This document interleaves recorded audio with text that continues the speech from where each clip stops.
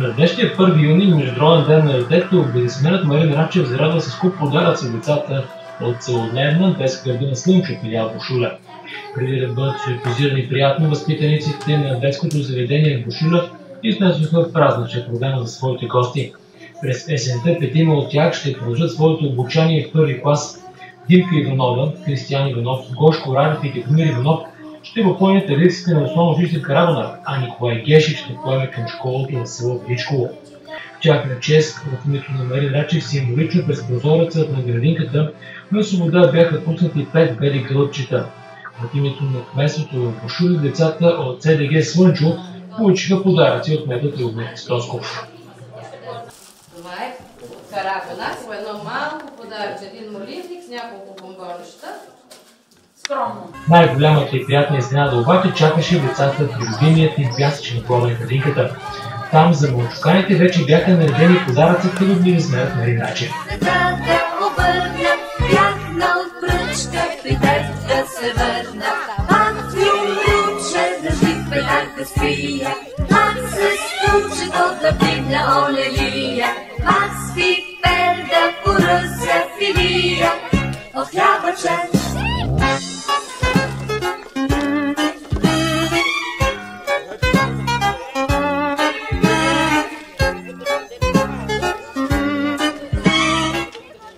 Децата така приятно се изненадаха.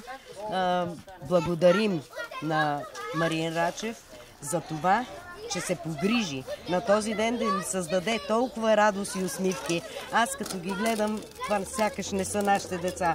Те просто толкова са щастливи, толкова са весели и предполагам, че с радост ще ги ползват. Още един път му благодаря. Ами аз искам да благодаря на господин Рачев за проявената човечност, за обичта към децата, за това, че не пожали средства да ги зарадва. Най-вече на 1 юни. Смятам, че за в бъдеще винаги ще ги радва, защото виждам в него доброта, човечност, виждам как се наслаждава на радостта на децата, дори не му се тръгва, за да ги погледа колко са доволни. Наред с радостта от подаръците и щастие в невинните детски очи, техните преподавателки не скриха и проблемите, които имат. Вие видяхте, щом като могат за 1 юни да дадат само едно моливниче, което струва 1-2 лева, това е достатъчно и е показателно, че общината не се грижи много за децата. Ами имаме нужда от много неща. Понякога нямаме дори и канцеларски пособия. А пък за децата да не говорим. С много мъка се снабдяваме с пособия за рисуване, за моделиране, за всички основни направления. Винаги се казва, че няма средства. Дано да има за в бъдеще, дано и нашите деца да са по-доволни. Като станахме филиал, малко се чувстваме като сираци.